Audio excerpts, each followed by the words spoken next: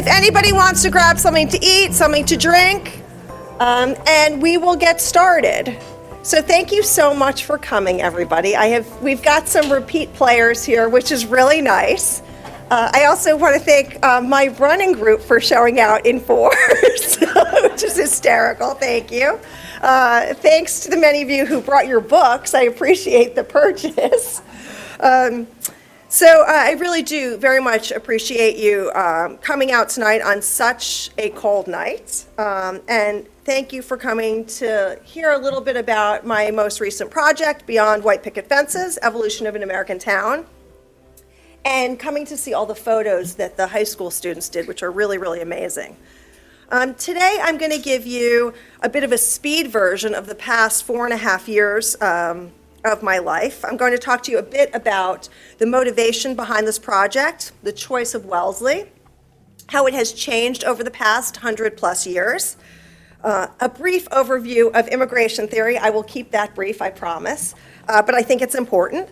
I'll look at my methods and just a few of my findings, which I hope you will find interesting and important. And finally, but certainly of great importance, is a discussion of how all of that relates to the photos that are around the room and that some of the stars of the photos stood for with the students. So this book is in many ways a merging of my private life and my professional life, but in a particularly sociological kind of way. I don't know if anyone in the room ever took an intro to Soc class when you were back in college. If you did, you probably encountered the term the sociological imagination by C. Wright Mills, and I see some people sort of laughing about that from way back when. Well, the concept of the sociological imagination is the idea that we can only understand our own individual biographies by examining the larger socio-historical context in which we find ourselves. So what does that have to do with this book? Well, I live in Wellesley. I have for 24 years. I've heard all the jokes about the town, a town referred to as Swellesley, as many of you know. I know there's a radio program about Wellesley where they read the police blotter as a joke. I've actually never heard that, but it's like, a 10-carat ring is stolen only to be found that it was eaten by someone's designer poodle. But on a more serious note, it is the ongoing assumptions that I've heard about of the town being white, Christian, rich, and closed to outsiders, whoever or however those outsiders are defined in that particular period of time. Let me say a note about the rich piece, and I'm serious about this. That designation remains accurate and is more accurate today than it was 100 years ago, 50 years ago, even 20 years ago, because this town increasingly illustrates really the gaping income divisions in American society, and the town is simply reflective of that. And that begs the question of why anyone should care about what happens in Wellesley because of its lack of generalizability. Well, because of its concentrated wealth and power, what happens in Wellesley does have outsized implications for the rest of society. This is a town, as you know, that has federal judges, it has CEOs, Nobel laureates have resided in this town. So what happens in Wellesley is indeed felt elsewhere. And as for the other stereotypes around race, ethnicity, religion, that is where I was seeing deviation from what I kept being told about Wellesley. So as I raised my children here in Wellesley, my own experiences were quite different from what I was seeing. My own experiences were quite different from what I was being told. And one particular event stands out. Our oldest son, Sam, who is now out of college and living on his own, he was in the high school orchestra. And I don't know if any of you have ever been to those concerts. They're something. They're wonderful. But at this concert back in middle school, one of my son's closest friends, a child of immigrants from the Indian subcontinent, performed a solo piece on a traditional set of Indian drums. And this performance, this amazing performance, it really was placed between, a somewhat challenging rendition of a Mozart piece by the middle school orchestra, and Ocho Candelitas, which is a song about Hanukkah written in Ladino. And as I'm sitting there listening to all of these pieces, I'm thinking to myself, what is really going on in Wellesley? And then I began to dig a bit deeper into the data, because that's what I do. And I found that what I was witnessing and experiencing was really just part of a larger chain of events, part of a larger history.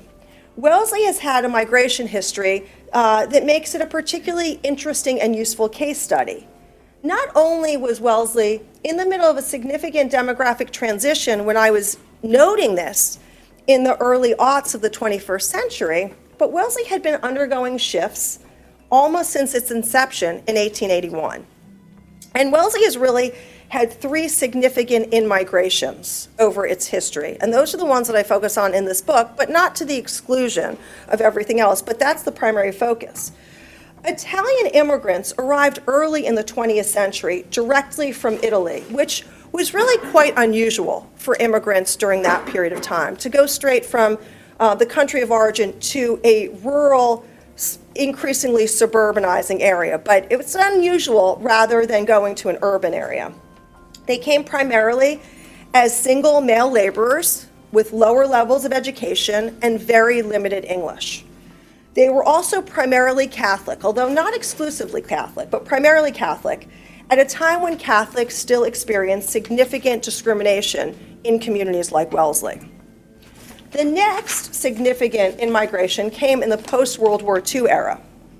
And this was the in-migration in the 1950s and 1960s of second and third generation family units, Jewish residents with somewhat higher levels of education. They were a combination of small business owners, dry cleaners, tailors, small grocers, and some professionals, lawyers and doctors.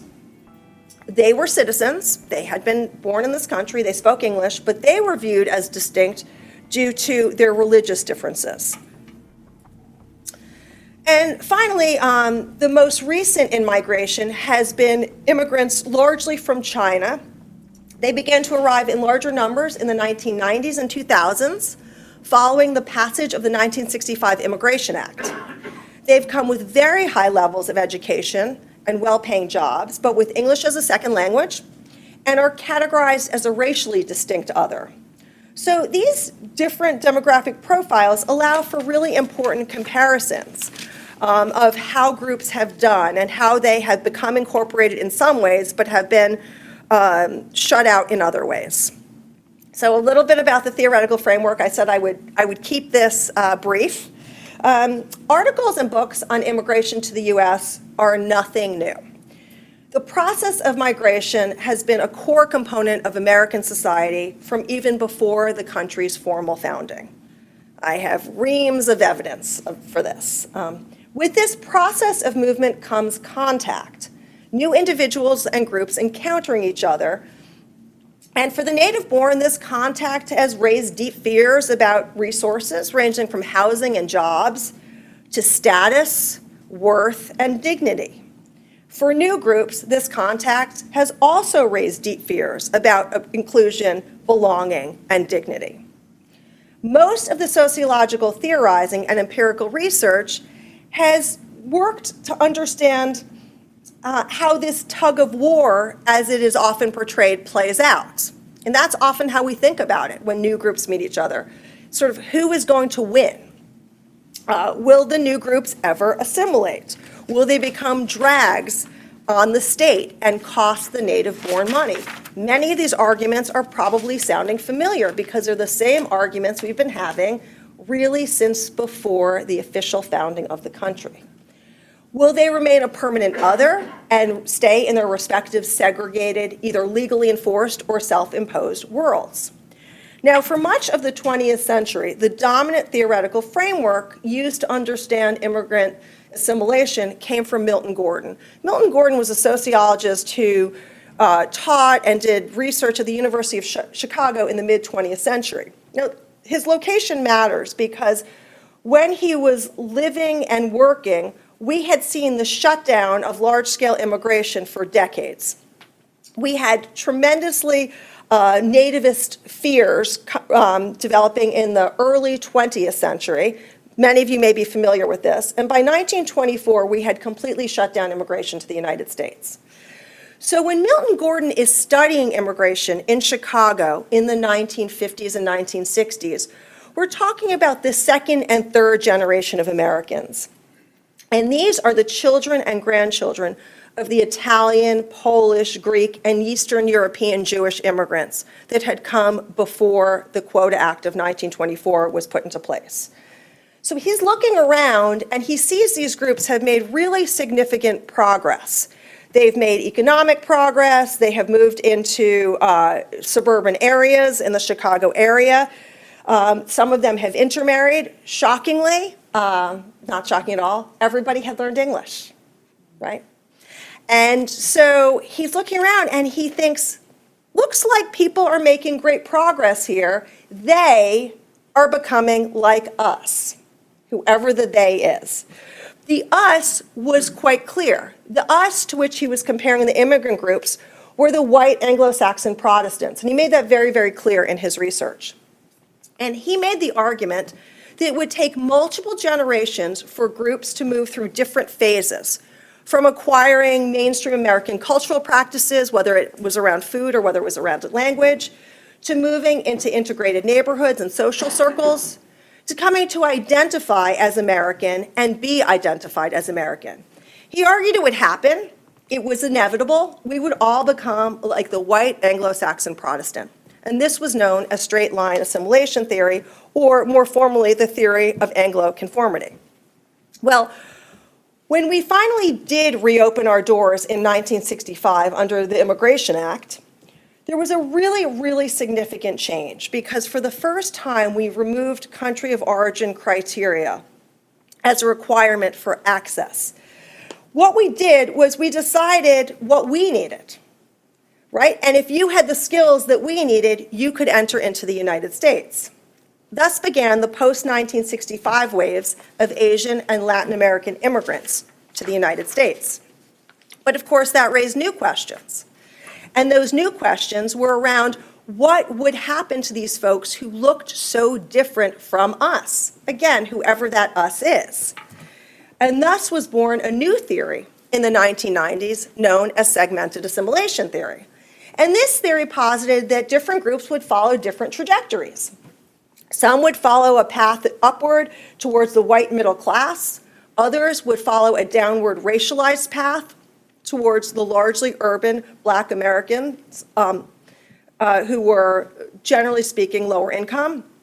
Others would follow a more middle-of-the-road path in which groups would assimilate economically but retain their unique cultural identities. Once again, though, the focus was on how new groups would assimilate to groups already there, whether that assimilation was viewed as positive or negative. The assimilation would be to the group already in place here in the United States. Now, the tenor of the assimilation conversation began to change in the early 21st century as sociologists began to theoretically consider what many of you probably figured out a really long time ago, which is that it's never a one-way process. We are all influencing each other, and this has been going on since the very beginning.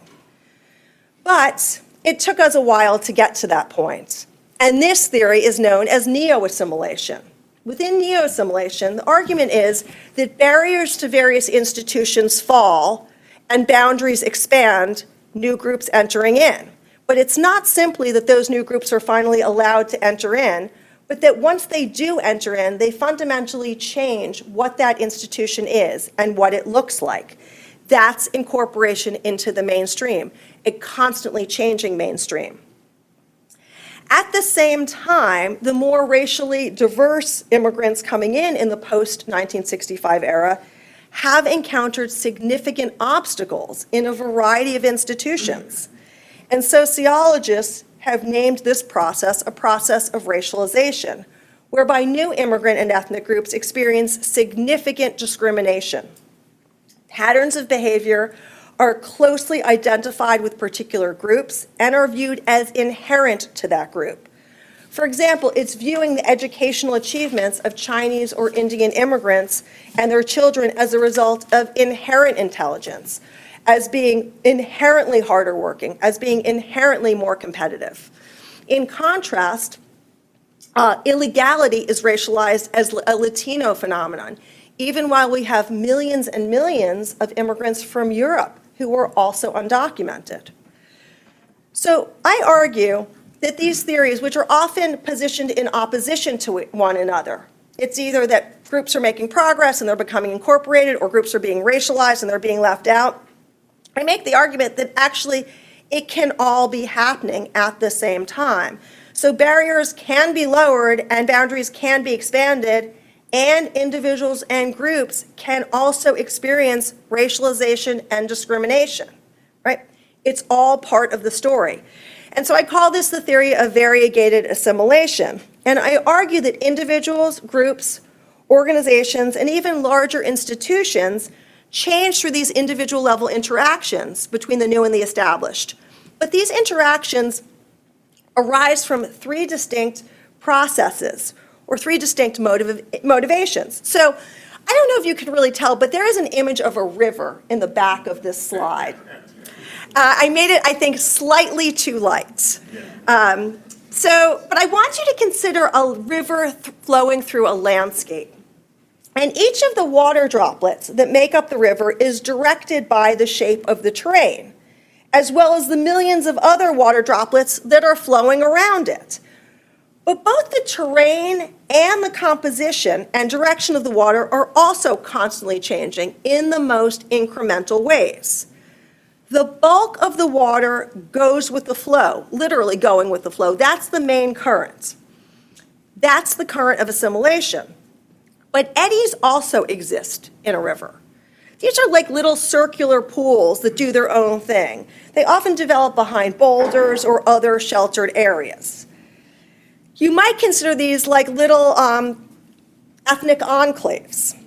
And still other water encounters strainers in the river. Trees, dams, other debris that lets water through but presents really significant resistance. This is all happening at once, and it is all changing both the shape of the landscape and the flow and the composition of the water. This is the process of variegated assimilation.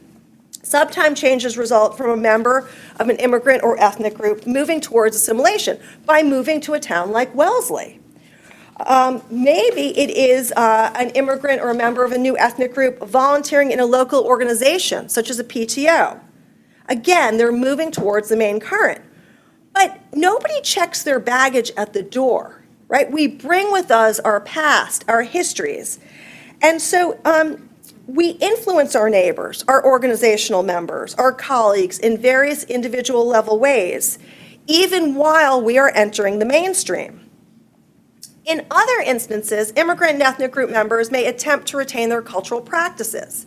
They may seek to teach their children the history, the language, the religious rituals of their distinct groups. These are the eddies in a river, right? Those little ethnic enclaves that continue to float around. And while we don't think of Wellesley as having ethnic enclaves, we actually did. And we continue to have small clusters that exist within Wellesley. This process of cultural retention, ironically, requires interaction with the mainstream, the requesting of particular ingredients at the local grocery store, the acquisition of a permit or the renting of space to host a cultural celebration, or to teach your children Mandarin Chinese. These actions, too, require contact with the mainstream in the service of cultural retention, and thus redefine the mainstream. And finally, individuals and groups new to a community, including a community like Wellesley, may experience invisibility at best, active discrimination at worst. They're encountering the strainers in the river. But as agentic beings, they push back against these encounters, and in the process, they are also redefining the mainstream. Now, all of these small-scale interactions really need to be understood within a much larger national and even international climate. And I call this the global framework. So this process of variegated assimilation must be understood on these much larger stages. So if you think about the population shifts in Wellesley, And they're really only possible because of larger national and international policies. The passage of the 1965 Immigration Act, for example. That is what allowed Chinese immigrants to enter into the country in any kind of significant numbers. The Fair Housing Act of 1968 that Jewish residents used to slowly gain access to Wellesley. George Floyd's murder and the COVID-19 pandemic that led to greater focus on various kinds of racism within the community. So, I began by telling you the common perceptions of Wellesley. The town has come by those today misperceptions somewhat honestly, because I want to show you some data before we get into some of the findings. But keeping in mind, when you're looking at the data, this larger framework. So, according to the 1970 census, the town was 99% white. Right? So when my research assistant found that statistic for me back in 2021, when I started working on this project, I was sure he was mistaken. He was not. You can also see that there were 0% residents who identified as Asian. I want to make a little footnote there. There were 0%, but there were not 0 Asian residents. So there were small numbers of largely Chinese residents in Wellesley. And I actually spoke to a descendant of one of those folks this morning. She was either second or third generation. And it's really kind of quite amazing how there were really, these folks were here, right? There were Jewish residents from the very, very beginning. There were Chinese residents from the very, very beginning. And at that point, though, back in 1970, 77% of the town was foreign-born, right? So those were pretty small numbers. Now, Massachusetts in 1970 was also extremely white. The state began to diversify slightly faster than Wellesley, though New England in general remains whiter than other regions of the country. And the country as a whole in 1970 was almost exclusively comprised of people who identified as white or black as a result of the restrictive immigration policies that we'd had in place since the 1880s. In 1970, approximately 5% of the country identified as foreign-born. That is the absolute lowest point we have recorded since collecting statistics on migration. Today, the town has significantly more forms of diversity. The percentage of people who identify as non-Hispanic white is about 73%. About 14% of the town identifies as Asian, and 17% of the town is foreign-born. So Wellesley is more diverse than the state and the country in some ways, but less diverse in other ways. Within the school system, which is really always the best indicator of the future of a community, the demographics show greater changes. So white students comprise 63% of the student population. Asian students comprise about 18%, Hispanic or Latino students of any race are 7%, African or American or Black students are 4%, and multi-race non-Hispanic students are 8%.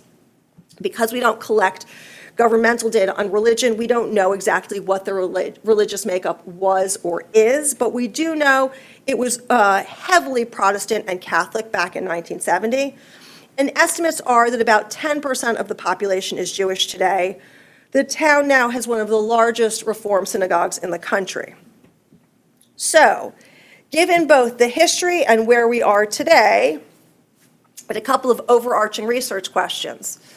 How do immigrant and ethnic groups impact the established and reshape the mainstream? And do established groups know that this is even happening, right? And there's some funny stories that come out of that.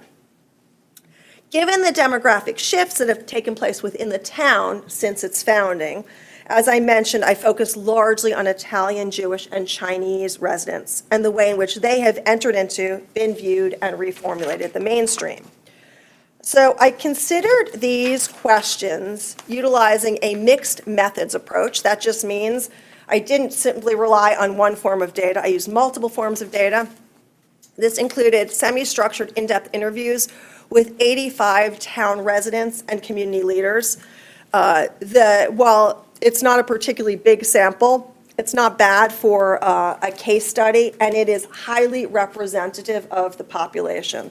So to give you some sense, 72% of that sample is white, 20% is Asian, 6% is black, 19% is foreign-born, and 9% is Jewish. So it, while you're really hesitant to sort of sort of estimate the findings and generalize, it is a very representative sample. I also used archival data from the Wellesley Townsmen from 1906 through 1989 because as informative and rich as the in-depth interview data was and is, people only know what they personally know, what they have personally experienced. So I used a series of search terms to find all items associated with Italian, Jewish, and Chinese residents in the town. Each item that was identified through the respective searches was put into an Excel spreadsheet to create 3 distinct databases, one for each of the communities of focus. And as you can see, this resulted in just over 12,000 items for the Italian data set, just over 5,500 for the Jewish data set, and just over 5,500 for the Chinese data set. These newspaper items included articles, letters to the editor, advertisements, obituaries, wedding announcements, recipes, and beyond. And I must say I got a lot of help from research assistants. I could not have possibly done this on my own. This was a little cuckoo. Like this was a major undertaking. There were times where I thought I was going to lose my mind. But then I would go for a run with some of the people in this room. I also conducted participant observations from 2021 to 2023, and these observations took place in sort of daily life in town, but also public holiday celebrations, which were really informative, Memorial Day celebrations, 4th of July celebrations, high school events, school committee meetings, some of which is cited in the book.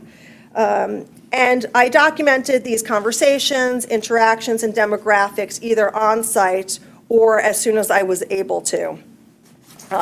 And in all cases, people who were interviewed, all the names that you'll see, those are pseudonyms. People's identities are protected.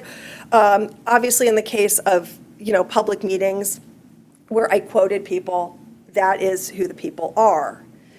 So today I'm going to give you a few examples of the way in which Wellesley has changed over time and how those changes have come about. So I'm going to show you some evidence of changes in food, changes in educational opportunities, and changes in health, all resulting from changes in the town demographics over the course of the past 100 years. And because we're at the library, I wanted to also show you the way in which this very institution has been altered over time and really illustrates in some beautiful ways the way the town has become a more diverse place. So let's look at food. So one of the clearest ways we all experience change as a result of new immigrant and ethnic groups is through the introduction and spread of new foods. And frankly, it's so ubiquitous that we often fail to recognize that these are new foods that we're eating. We often fail to think about how those foods went from the margins, from ethnic groups, into the mainstream. Within Wellesley, we begin to see obvious culinary impacts from these 3 groups from very early in the 20th century. I mean, I was actually quite shocked when I started to see some of these circulars, some of these restaurant announcements. The Townsman publishes Italian recipes and begins to advertise Italian restaurants during the 19-teens. You'll note that there is a cooking class at the bottom left-hand corner of the screen for all of you. So there is a cooking class, and there's going to be spaghetti made by an Italian, right? I mean, like, you cannot make this stuff up, right? It's really... Chinese restaurants begin to open in the late 1920s in Boston and also in the suburbs. And Chinese food begins to appear in grocery stores shortly thereafter. We see this advertising both for the restaurants and for grocery store circulars in the Townsmen in the early 1930s. And you can see, for example, Fuji Chinese Foods. That's a circular from, like, I think the A&P, right? It's a very mainstream grocery store. Dining out, Lychee Grove. That's about 1931, 1932 here in Wellesley. It's really quite amazing how early you start to see this. By the early 1940s, you see Jewish foods, and they're described as Jewish foods. Jewish foods begin to appear in grocery stores. Note Kasanoff's Jewish breads. Not exactly sure what that is, but actually, I mean, it's rye, it's pumpernickel, potentially it's challah and bagels. By the 1960s, all of these foods are appearing regularly in grocery stores. Note that we've got imported and domestic delicatessen items, and down below, Chinese, Italian, kosher foods to please particular tastes. So that's the 1960s, right? And again, it's the Chinese, the Italian, and the kosher. These are the three kind of big groups in this area. By the 1970s, American versions of all of these foods are even on school lunch menus in town.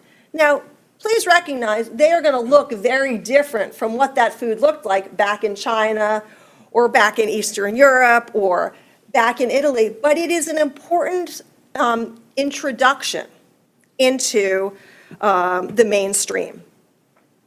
So by the 1980s, cooking classes taught by established Americans are being advertised to teach Italian cooking, Chinese cooking, Japanese and Korean cooking.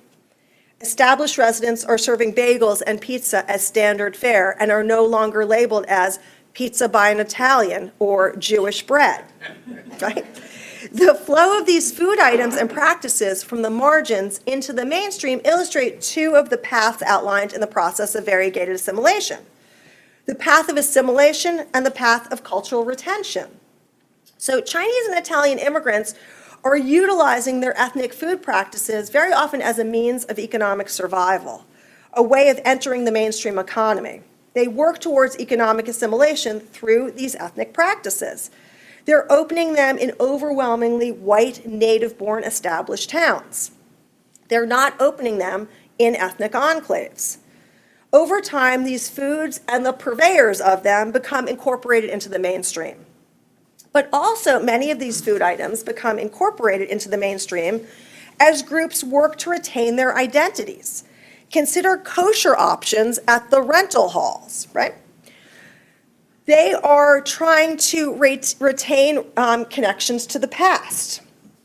Still, over time, these Jewish breads become standard fare.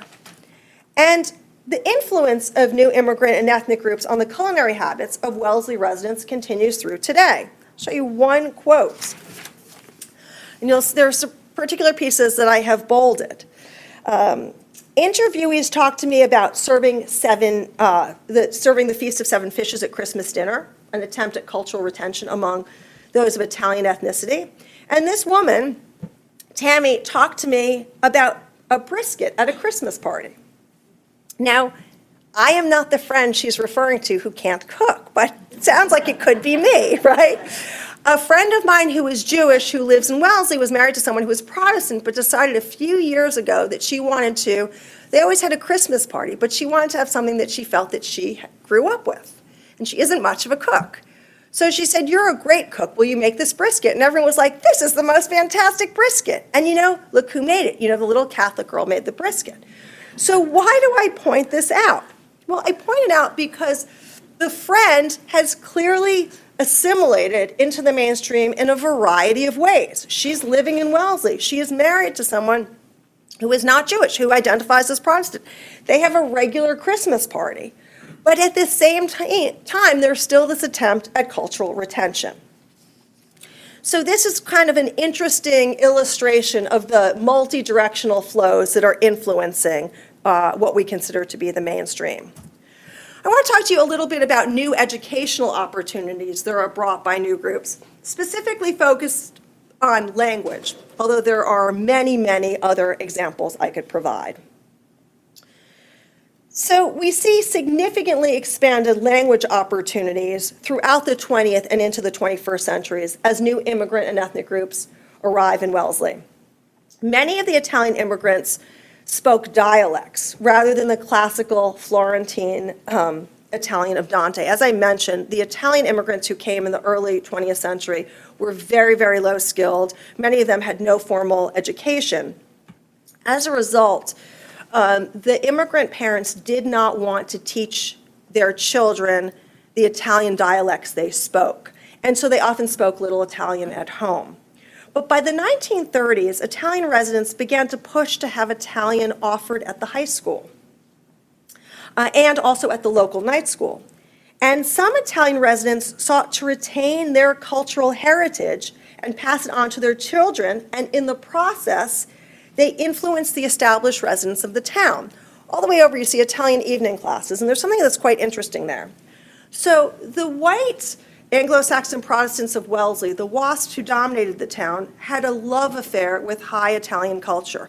So I don't know if anybody has read The Lioness of Boston, or people have probably been to the Isabella Stewart Gardner Museum.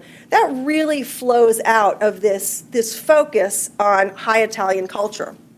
By the way, Wellesley residents were quite shocked when the Italians who were showing up did not match up with their expectations. There's some really interesting sermons, actually. I've read some sermons that, the minister is talking about who is sitting in front of them as opposed to who they have in mind when they are thinking of Italy.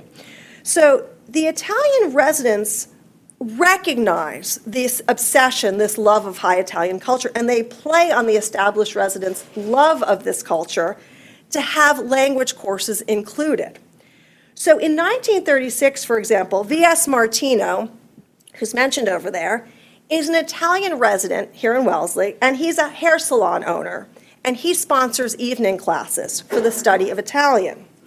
The advertisement points out that the classes will not only be, quote, advantageous to the children of Italian parents of the town, but to all music lovers, since most terms used in music are in Italian. So Martino is playing on the cultural taste of the established to ensure cultural retention among Italian residents. An Italian language course is also offered at the high school the following year, but it's discontinued in 1939, likely the result of Italy's alignment with Hitler, thus speaking again to the global nature of all of these processes. Other language classes begin to appear later in the 20th century as other immigrant groups become ethnic groups over time and look back to their roots. They too are impacting the established by trying to retain their cultural practices. Classified ads offer Hebrew and Yiddish lessons. Boston University, as you can see, introduces exotic language classes, including Yiddish, Chinese, Japanese, and a series of other languages in 1971 as part of their extension school. In 2010, the Wellesley Chinese Language School opens. And while it is targeted at Chinese families, there is a concerted effort to reach out to both non-native speakers and also non-heritage speakers. So non-native speakers would be, potentially a Chinese American who never learned Mandarin because they're third generation, right? A non-heritage speaker would be somebody who has no lineage or connection to China. Note the ad, right, that states Chinese for non-heritage families starts September 12th, 2021. And if you go on their website, you can also see some really interesting arguments for why sort of Anglo-Americans should learn Mandarin. And again, we see this kind of expansion of languages in some of the interviews. So Jing is the head of the Chinese language school in Wellesley and successfully lobbied to have the option of the AP Chinese language course and the exam offered at the high school. She discusses the importance of this option for Chinese students. So her reference to our school kids is a reference to the children enrolled, the young people enrolled in the Wellesley Chinese language school. So she feels very strongly about passing her culture down. But beyond cultural retention, Jing is also speaking to the discrimination that she experiences, and she pushes back against it. As you can see, the second part that is bolded, initially they didn't give that opportunity to the kids, but how is it fair, right, that you have Spanish, but you cannot have the preceptor for supervising the exam for me? It is just not right. So our school, the Chinese language school, did lead that discussion. As a result, we see significant changes to the mainstream curriculum. All right, another example I want to share with you tonight is about the impact of new groups on the established in regard to health and well-being. And this may be of particular interest to some of the athletes in the audience. In 1971, Henry Kissinger secretly visited China, preparing for a yet-to-be-announced visit to the country by President Nixon. You might be wondering what any of this has to do with what we're discussing, but actually it's very relevant. And that, to me, is the fascinating part of all of this. So a New York Times reporter, James Reston, was covering Kissinger and had to have an emergency appendectomy in China back in 1971. The doctors used acupuncture on him, and he was so wowed by the experience and the power of acupuncture that he wrote an article about it. Nixon became so fascinated that he directed money from the NIH to go into researching the efficacy of acupuncture, and some of that money landed here in Boston at our hospitals. Back here in the Boston area, including in Wellesley, there was a small group of Chinese doctors and acupuncturists who were essentially activated by this event in China. So this led to the very early spread of the technique in Wellesley. You can see the 1974 clipping, again on the far end, where there is not one but two ads for acupuncture in Wellesley. More clinics spread throughout Wellesley during the 70s, and the ethnic identity of the practitioners is explicitly touted in these ads. So there's frequently a statement about where the individuals are from and where they trained. Whereas Chinese residents had experienced profound discrimination in everything from housing and employment to even being allowed to enter the US in the past, now their ethnic identity becomes a point of pride, a statement of authenticity. In fact, established Americans also begin to offer these services by the 1980s. Their ads often include Chinese characters, and they do not mention their names or where they were trained. One can see the newspaper article in the middle under Wellesley Acupuncture Group. Those folks are not Chinese, right? But if you didn't read this article and you only looked at the Wellesley Acupuncture Group ads that are prolific throughout the townsmen during this period of time, you would have no idea, because they do not include pictures of themselves, they do not include their names, and they do include Chinese symbols and Chinese characters. It's really fascinating the way sort of the role of race flips here and actually becomes a positive. The technique also becomes mapped onto all sorts of American health challenges, including obesity, facelifts, smoking, tennis elbow. I assure you, these were not issues that people in China were experiencing in the 1970s and 1980s. I mean, they were, I don't mean to be funny, but they were experiencing large-scale famine, right? Not obesity. And smoking doesn't really take over China until the 1980s and 1990s when there's more wealth there. Finally, by the mid-1980s, we are seeing acupuncture for pets, right? And over time, the procedure is even covered by insurance companies, which is fully illustrating the impact of this traditionally Chinese practice on the American mainstream. You know, if your health insurance company is covering it, it has been fully incorporated. Now, there's also a significant impact on mental well-being as a result of new groups that enter into Wellesley, specifically Jewish residents. In 1947, the Institute of Psychiatry and Religion held a conference at Temple Israel Meeting House in Boston under the direction of Rabbi Joshua Loth Liebman. The pastor of the Community Universalist Church of Wellesley attended. Wellesley-based Jewish organizations also took up this focus on mental health. In 1952, the Jewish Community Group of Wellesley hosted Dr. Lindemann, the director of the Wellesley Human Relations Service, HRS, which, if you don't know, is really an amazing organization, and was the first community mental health facility in the country. In 1958, HRS and the Wellesley Public Schools teamed up to establish a mental health institute that was run by Dr. Norman Klein and other doctors from Beth Israel. And the early 1960s saw Morton Darman, who was president of Temple Beth Elohim at the time, he was one of the early presidents, elevated to run HRS.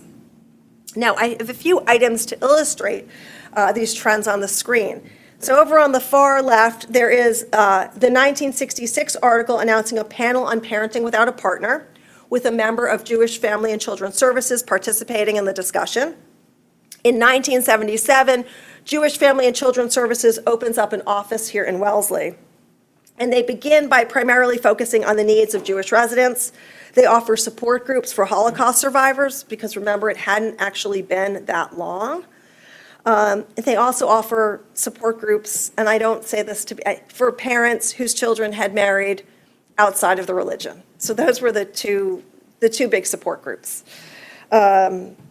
By the early 1980s, they're offering support groups for single fathers, parents of gay children, elderly adults, children of elderly adults, and on and on and on. And all of these services are open to the entire community. So you really kind of see the spread from a set of services, mental health services, that were really quite specific to a particular ethnic group that spread out into the larger community by the 1970s. And normally I would be almost done, but because I'm at the library, I feel the need to speak to my audience and to discuss the way that everything I've been talking about really shows up in this very institution.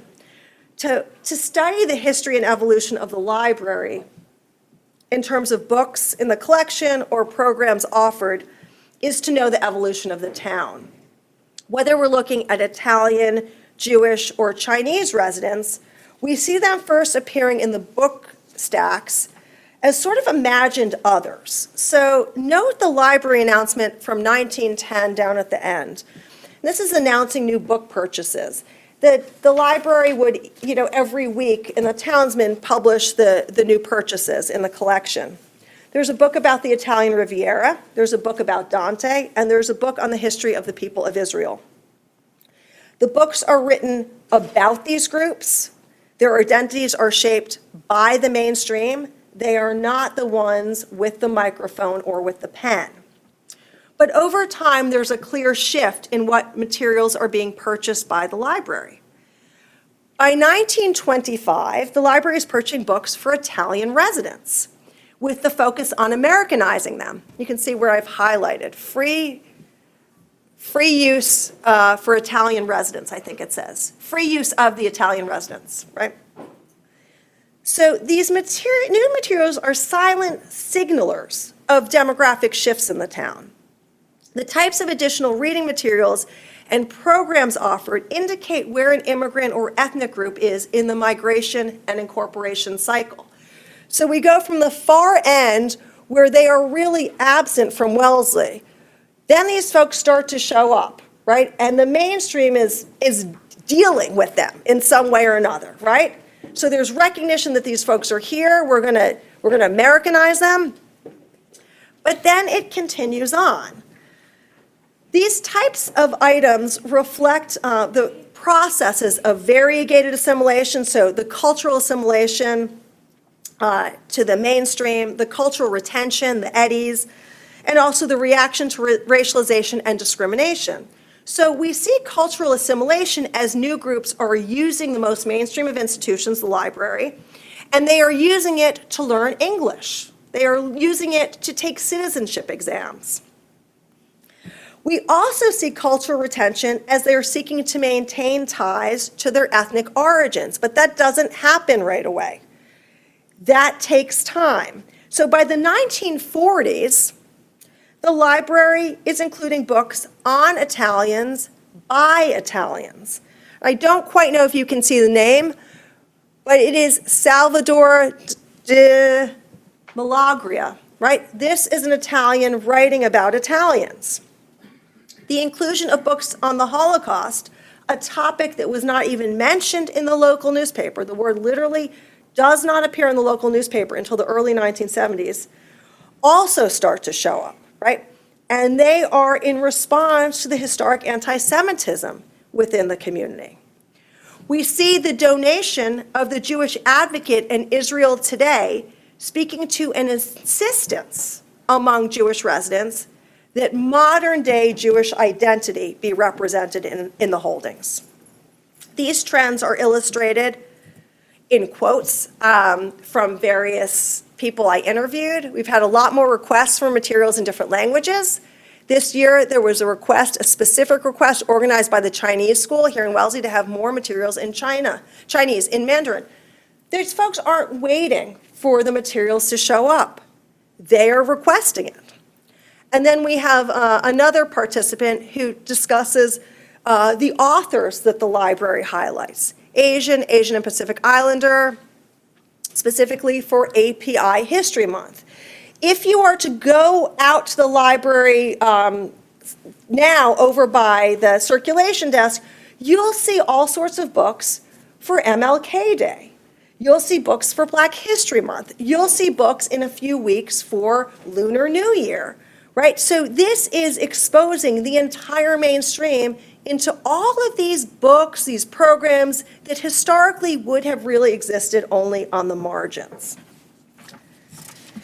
So what I hope I have conveyed to you all tonight is that the town is significantly more diverse than it once was.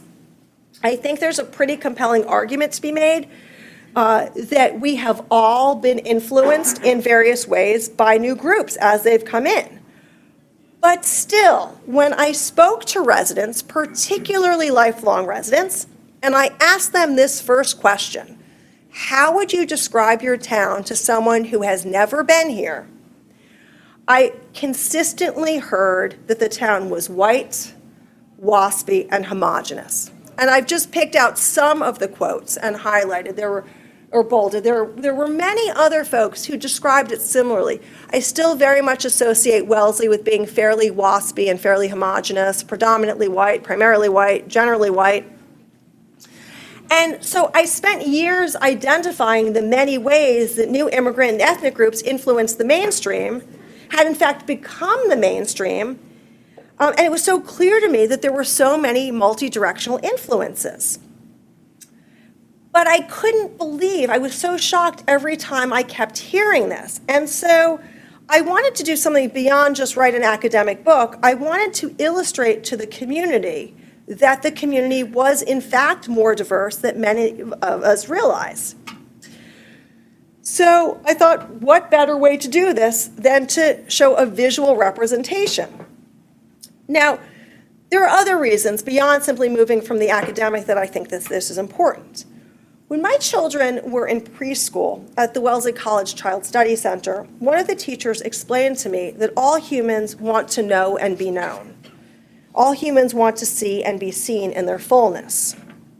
Noah, a man I interviewed early on in the book process, captured this sentiment really beautifully when talking about the diversity of his children's friends and all that his children had learned from them. And he goes on to say that every person should feel like they're seen and heard and welcomed. And that really struck me. That was an incredibly important emotion that we all want to experience, a sense of belonging that is critical for all humans. I will also say, from a practical level, it's important for communities to know who is present. Different groups may have different needs, and you cannot, as a community, as a library, as a town government, meet the needs of everyone if you do not know who the everyone is. And it's for that reason that I sought to take these academic findings and turn them into something with some real-world implications. So, having completed the book manuscript in 2024, I saw the Wellesley Cultural Council's request for funding proposals. I was trying to figure out a way I could make the findings real to people. I thought, what better way to do that than to actually show the community what we really do look like. And this is where Doug Johnson and the students of fall 2025 intensive photography came in. So with funding from the Wellesley and Massachusetts Cultural Councils, we developed We Are Wellesley Beyond White Picket Fences. And both the students and I reached out to a broad range of participants. We reached out to friends, parents, grandparents, neighbors, teachers, but we wanted it to be really broadly diverse, racially, ethnically, religiously, economically. Students tended to have 2 meetings, an initial get-to-know-you meeting, and then a follow-up meeting where they would do the photo shoot and they would do a brief interview, and you can read some of the interviews that are posted around the room. And I think the students did really an amazing job. I think the photos are just beautiful. They had some challenges. Some people didn't respond. Sometimes the students didn't necessarily follow up. There were scheduling challenges. But I think the students really should be commended for putting together an amazing presentation. So I just want to make note of some of the participants, not anyone specifically, but when you walk around here, some of the participants who are in these frames are 3rd and 4th generation Wellesleyites. Some arrived in the U.S. as young people fleeing political turmoil. Some came for educational opportunities. These are humans who've broken barriers of many kinds, racial barriers, gender barriers, disability barriers, reshaping not only the town of Wellesley, but also the state of Massachusetts, and in some cases, the whole country. That's not an exaggeration. But I also think it's really critical to recognize the individuals who impact our lives on a daily basis in smaller ways that are not always recognized. These folks are crossing guards, they are teachers' aides, they are teachers, they are librarians, they are doctors, they are nurses, they are local community volunteers who staff our boards in all sorts of ways. Wellesley is a town that is really, really rich and tied to its roots. Wellesley is also a town that is constantly changing. It is a town in need of ongoing improvement, and it is an amazing community. It is both and, not either or. We are Wellesley, and I really appreciate all of the time you've given, and I also want to just say thank you to the Wellesley, Massachusetts Cultural Council, Doug Johnson, and all of the students of intensive photography, and of course, our photo subjects, a few of whom are here. If you want to stand up and take a bow, you can. Or, oh, we've got, right, thank you. Thank you. We have doctors and lawyers and writers and librarians here.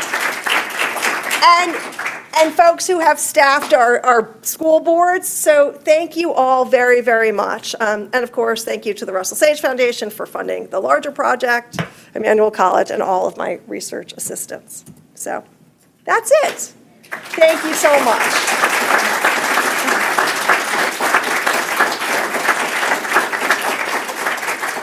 And I'm happy to take any questions if people have any questions.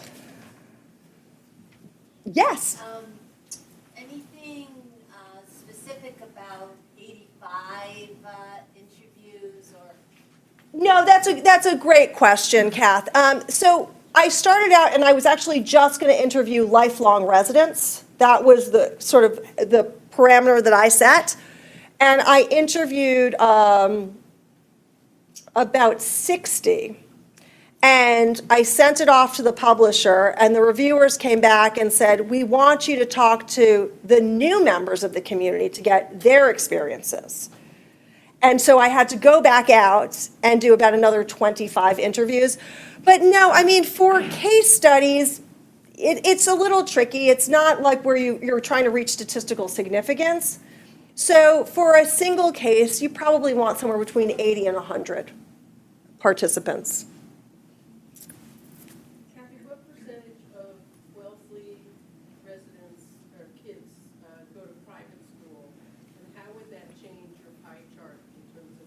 Yeah, so that's a very good question. So I think about 20% of Wellesley children are enrolled in private school. Craig, do you? About there. So about 20%. How would that change? I'm not sure it would actually change it that much. I'm not sure. It's a good question. The private school population might be somewhat whiter, but I'm not 100% sure on that.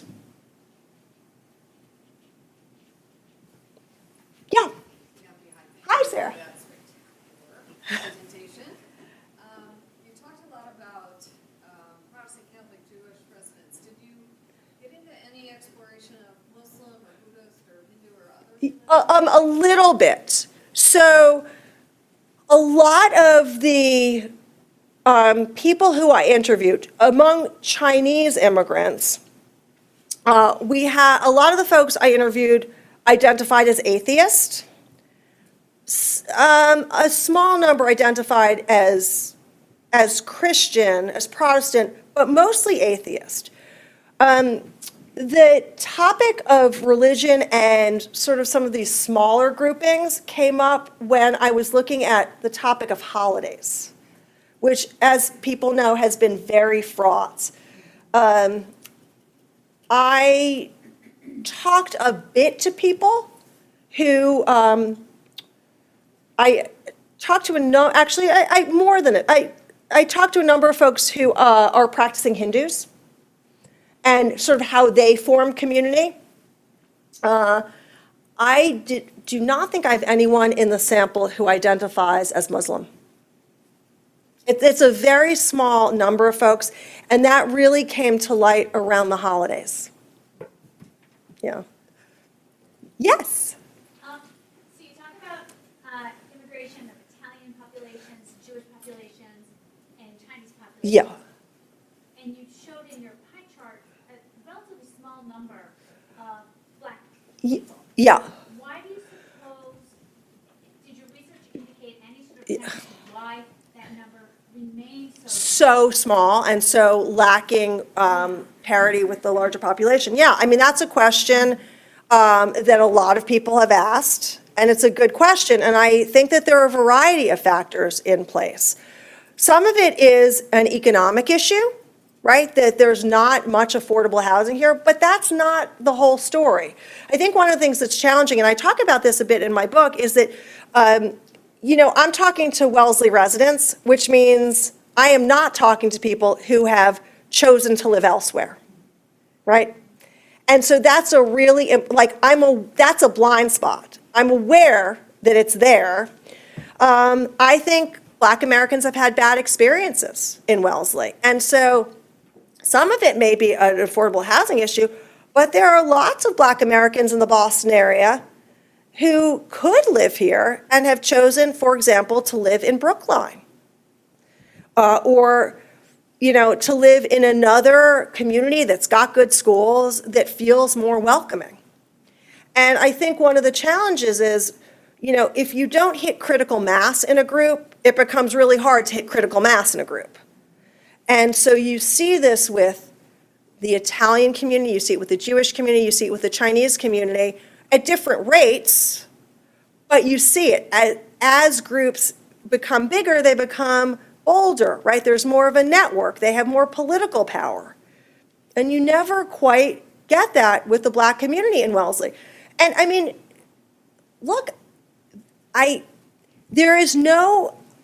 can show you reams of data. I probably don't need to show you reams of data that Black Americans have had a much, much harder time accessing housing, accessing education, accessing jobs, right? Even folks who are at the very top, economically speaking, the experience of elite Black Americans is still different from the experience of elite white Americans on many, many measurements. Yes? You talk about community. Yeah. And, I went to law school with somebody, I went to law school locally, I went to law school, and he says, I'm gonna go back to Baltimore, because Yeah. I want community. Right, that's And, right. So do Black, because it's a small number. Yeah. There's not really enough community. Right. We all want to go someplace where we feel like we belong. Yeah. Jaleesa. Well, Yeah, yeah, yes. Yeah. I've lived here for 30 years, Mm-hmm. and I'm a writer. Some of you may know that I write, but I've done a lot of research on Black people in Wellesley. Mm-hmm. And there's a lot of history here. Yeah. It's not exposed, it's not out. But when the Wellesley Townsman was really a newspaper. Yeah, yeah. When Kathy Bronner and Yeah. Beth was there, I used to write articles about black people from Wellesley. And the very first hockey player from BU was from Wellesley. He grew up here. Mhm. You know, and I found out so much. There's so much history, Yeah. but it's not out there. You have to really dig for it. Yeah, And there is a black community here. They're a very tight black community. They aren't, you know, like out there yeah. necessarily trying to be a part of the larger Mhm. community, but they are here. I have a question. While this is about Wellesley, how much can you extrapolate to similar socioeconomic, suburban, similar towns like Bethesda, for example? Right. You know, how much can you learn from this that is more general? Yeah, so I think quite a bit. Of course, you'd have to do, so this is why you do case studies and they're called multi-site case studies. But I think you would probably find some similar trends. Yeah, yeah. Yeah, I was going to ask if there are other researchers like you who are looking at small towns Yeah. and these type of trends. Yeah, so Tomas Jimenez is out at Stanford, and his book, which came out in 2017, was really the motivation for this project. He looked at Berryessa, East Palo Alto, and Cupertino. So he was also looking at suburban areas. It's a very, very good book. But I was sort of critical of the town, of his choice of sites, because they were so overwhelmingly diverse, like 50% foreign-born, that you would like really have to be living under a rock to not recognize it, right? It was, you know, so those are what we call extreme cases. But to his credit, he did I mean, it's a very, very good book. So that was what motivated this project. And he was very supportive, and he, you know, wrote a nice blurb and, you know, that kind of thing. But yeah, there are other researchers out there doing this kind of thing. Yeah. If you looked at a map of Wellesley, are there areas within Wellesley that are sort of like highly concentrated with one ethnic group? Yes. Yeah. Well, I was going to say less so today. I would say differently so today. So historically, over by the synagogue, what are called the Bird Streets, that was the Jewish neighborhood. That was the area where Jews were able to buy in. When John, my husband, and I looked at a house in, I don't know, 2001, we looked at a house over there, and the owner asked me in Yiddish if I was part of the tribe. It was really interesting. Yeah, this is true. Yeah, John did not know what he was saying. Right? The Italian communities were concentrated around Sprague and the Italo-American Club, and then there was also a smaller community over on Rice Street, over by the high school. They were in very close proximity to the businesses because, again, remember, those folks who came in, they were working for the town, they were working as laborers, so close proximity was really important. And today, there is a concentration of Chinese residents, which is largely in the Hardy district. Not exclusively, but there is definitely a concentration there. Yeah. Anything else? Oh, yes. Will you sign books? Oh, sure. Yes. I just wanted to read a little excerpt. Just one sentence that really moved me. Negative experiences of racism, anti-Semitism, or xenophobia can be transformative for the entire community when targets of such discrimination push back as individuals and as formalized groups. This brought to mind some instances that happened during COVID when Chinese American residents or Asian American residents of our town were spoken to very viciously. Yeah. And my daughter, who was Chinese born, Yeah. was one of the recipients on 2 occasions of very, very vicious, statements hurled at her. Yeah. And this is why this moved me. You say here, when targets of such discrimination push back. What I saw was that a number of people in the town pushed back who were not Asian American. And really more like people rose up and as allies. And I thought that was a very good example of the immigrant groups influencing the people who were already here. Yeah. So the people who are already here, when faced with this immigrant population Yeah. being mistreated, Yeah. said, no, Yeah. we are not going to put up with that in this town. And so I thought it really illustrates. Yeah, absolutely. Yeah, it's not just sort of food practice, it's also behaviors and beliefs, and yes, absolutely. Yeah. I'm sorry that your daughter experienced that. But I mean, I really witnessed the town. Yeah. Everyone, not just Asian Americans. Yeah, folks, yeah. Not just the targets. Sense that you're one of us. Yeah, Right. yeah, Yeah, rose up in defense. Yeah. yeah. Well, thank you, everybody. Thanks very much.